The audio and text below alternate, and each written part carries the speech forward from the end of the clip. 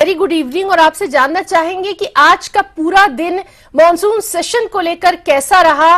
आरोप प्रत्यारोप, नोकझोंक, तल्ख कलामी सभी कुछ देखने को मिला और इसकी उम्मीद की जा रही थी। बिल्कुल हिना, आज भी उम्मीद की जा रही थी कि जैसा पिछले कल हुआ वैसा ही आज भी सदन में रहेगा और शुरुआत भी इसी प्रकार से हुई। प्रश्नकाल के दौरान से ही सत्तापक्ष और विपक्ष के बीच में हल्की हल्की नोकझोंक होना शुरू हो गई थी।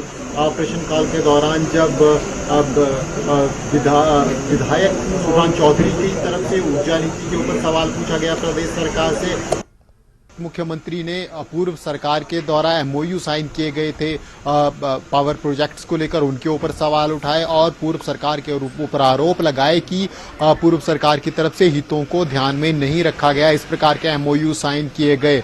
इस पर नेता प्रतिपक्ष बीच में खड़े हो गए और फिर हल्की नोकझोंक दोनों के बीच में हुई। नेता प्रतिपक्ष का कहना था कि हमने जो भी एमओयू साइन किए हैं पूर्व सरकार में, वो हिमाचल प्रदेश के हितों को ध्यान में रखकर किए गए हैं और तत्कालीन परिस्थितियां इस प्रकार की थी। इसके अलावा जिन एमओयू का जिक्र मुख्यमंत्री कर रहे हैं वो किसी प्राइवेट फर्म के साथ नहीं किए गए हैं। गवर्नमेंट ऑफ इंडिया की ये पीएसयूज हैं जिनके साथ एमओयू साइन किए गए हैं, तो ऐसे में मनी वेस्टेज का कहीं सवाल ही पैदा नहीं होता और हितों का भी कहीं सवाल पैदा नहीं होता, क्योंकि जो पीएसयूज हैं, चाहे वो एसजेवीएनएल है, चाहे वो एनटीपीसी हैं, तमाम संस्थाएं ये पीएसयू हैं केंद्र सरकार की, तो ऐसे में मनी वेस्टेज का कोई सवाल कहीं खड़ा नहीं होता। इसके अलावा फिर जब नाहन से विधायक हैं उनके द्वारा जब संस्थान बंद करने का जिक्र किया गया तो फिर उसके ऊपर भी नोकझोंक सरकार और विपक्ष के बीच में हुई। विपक्ष की तरफ से बार बार कहा गया कि जब भी कोई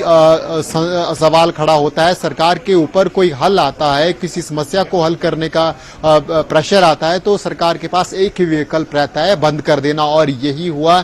वर्तमान सरकार ने पूर्व सरकार द्वारा खोले गए तमाम संस्थानों को बंद कर दिया और उसके बाद जब मुख्यमंत्री प्रदेश में अलग अलग जगह का दौरा कर रहे हैं तो वहां पर जाकर उन्हीं संस्थानों को फिर से खोल रहे हैं मुख्यमंत्री। ये जिक्र उन्होंने किया और कहा कि चाहे वो सोलन जिला की बात हो या कांगड़ा जिला की बात हो, मुख्यमंत्री दौरे पर गए, जिन संस्थानों को डीनोटिफाई किया था उन्हीं संस्थानों को फिर से खोल दिया। तो ये उस वक्त भी चर्चा में गहमा गहमी का माहौल रहा। उसके बाद फिर प्रश्नकाल समाप्त होने के बाद फिर जब आपदा के ऊपर चर्चा हुई तो फिर दोबारा सुंदर ठाकुर ने जब बोलना शुरू किया, कुल्लू से विधायक हैं, सीपीएस हैं, तो उन्होंने उत्तराखंड सरकार का एग्जाम्पल पेश किया कि उत्तराखंड में जब आपदा आई थी तो यूपीए सरकार के समय धनराशि दी गई थी, सहायता की गई थी, लेकिन हिमाचल की इस प्रकार से सहायता नहीं की गई।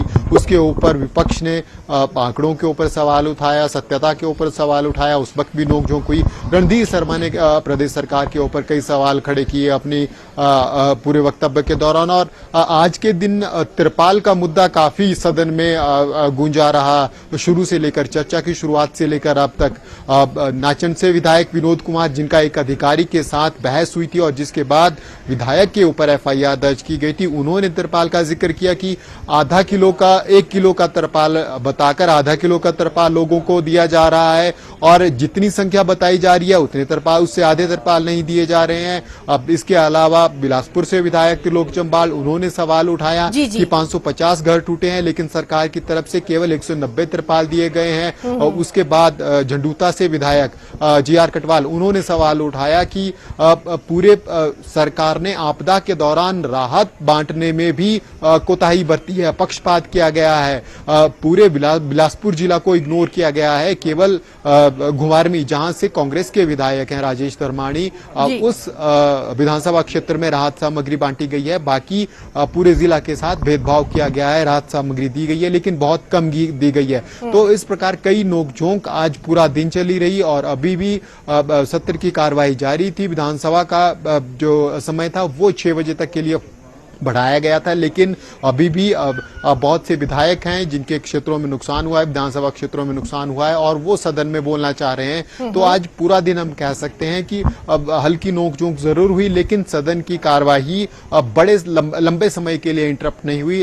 लगातार सदन की कार्यवाही चलती रही और आपदा के ऊपर लगातार चर्चा है और विपक्ष की तरफ से जहां फोकस किया जा रहा है कि केंद्र सरकार से आग्रह किया जाए कि और सहायता राशि हिमाचल प्रदेश को मिल सके, सके, ताकि आपदा की स्थिति से जो जूझा जाए, निपटा जा सके सही तरीके से। लेकिन सरकार की तरफ से जो प्रस्ताव लाया गया है कि हिमाचल की आपदा को राष्ट्रीय आपदा घोषित किया जाए, इसका समर्थन विपक्ष की तरफ से नहीं किया जा रहा है। तो हिना, हम कह सकते हैं आज पूरा दिन जरूर गहमा गहमी रही। और एक और सवाल रणधीर शर्मा की तरफ से उठाया गया कि अब जब आपदा आई, पहले हिमाचल सरकार की बैठकें, कैबिनेट की लगातार होती थी और महीने में 2 कैबिनेट बैठकें होती थी। लेकिन आपदा बीत जाने के कई दिनों तक कैबिनेट बैठक नहीं हुई और 2 बैठकें जहां होती थी वहां एक ही बैठक हुई। इसके अलावा सर्वदलीय बैठक जो होनी चाहिए थी वो बैठक नहीं हो पाई है। और एक बड़ा सवाल जो मुख्यमंत्री कह रहे हैं कि 26 तारीख या उसके बाद वो हिमाचल प्रदेश की आपदा के लिए विशेष राहत पैकेज लाएंगे, जो प्रभावित लोग हैं उनकी सहायता के लिए।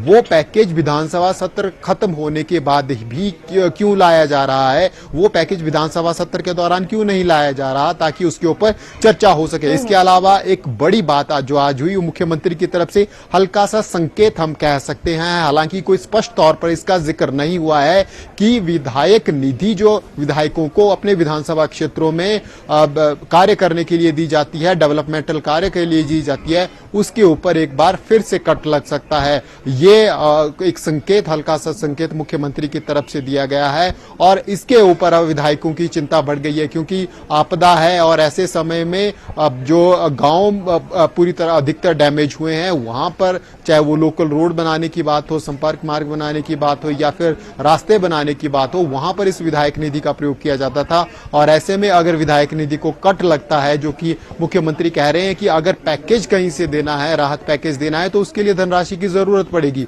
और वो धनराशि ऐसे ही कहीं ना कहीं से निकालनी पड़ेगी।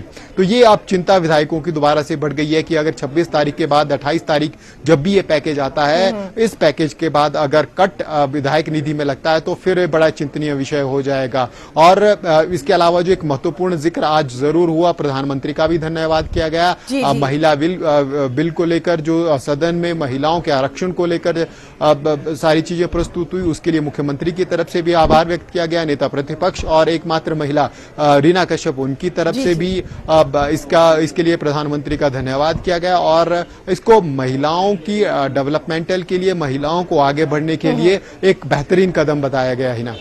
बिल्कुल राजेंद्र, बेहद डिटेल में आपने बेहद अहम जानकारी हमारे दर्शकों को दी है। राजेंद्र, ये तो रही आज की कार्रवाई के ताल्लुक से बात, लेकिन हम आपसे जानना चाहेंगे, क्योंकि लगातार हम इस पर भी चर्चा करते रहे हैं, ये सेशन शुरू होने से पहले, मानसून सत्र शुरू होने से पहले हमने देखा था कि सरकार की अपनी तैयारी थी, विपक्ष की अपनी तैयारी थी, और ये भी जिक्र हम करते रहे हैं कि क्या आरोप प्रत्यारोप के इस दौर में जो जनता के लिए काम किए जाने हैं, जनता के लिए जो स्कीमें आनी हैं, जनता के ताल्लुक से जो सवाल हैं, उनके लिए क्या वाकई में वहां पर सदन में आवाज उठाई जाएगी? तो ये भी बहुत जरूरी हो जाता है समझना और देखना कि जिस जनता की ये विधानसभा है, क्या उनके हितों के लिए भी यहाँ पर बात की जा रही है? इस तरह की भी चीज आपसे समझना चाहेंगे राजेंद्र। बिल्कुल ही ना, जो विधायक इस आपदा के ऊपर चर्चा करने के लिए खड़े हो रहे हैं, वो जरूर जिक्र अपनी विधानसभा क्षेत्र का कर रहे हैं। अनिल शर्मा मंडी से विधायक हैं, लंबे समय से विधानसभा में हैं, उनकी तरफ से जिक्र किया गया अपने विधानसभा क्षेत्र का। और मंडी शहर की सीवरेज सिस्टम के ऊपर उन्होंने सवाल खड़ा किया कि क्योंकि इस ब्यास नदी में तेज बाढ़ आई थी और उसके कारण पूरा सीवरेज सिस्टम वहां पर खराब हो गया था, टूट गया था पूरा सीवरेज सिस्टम। हालांकि उसको एक बार टेम्परेरी बेस पर दोबारा से रिस्टोर किया गया था विभाग की तरफ से, लेकिन वो दोबारा टूट गया। तो उसके ऊपर लंबी चर्चा विधायक की तरफ से की गई और सरकार से आग्रह किया गया कि इसको जल्दी से जल्दी ठीक किया जाए। हालांकि उसके ऊपर करीब 40 करोड़ रुपए की धनराशि खर्च होगी, क्योंकि टेम्परेरी पुल वहां बनाना पड़ेगा और उस पुल से होते हुए वो सीवरेज लाइन आती है। तो विधायक की तरफ से उसके ऊपर विशेष फोकस किया गया। इसके अलावा रणधीर शर्मा ने अपने विधानसभा क्षेत्र श्री नैना देवी का जिक्र किया। उन्होंने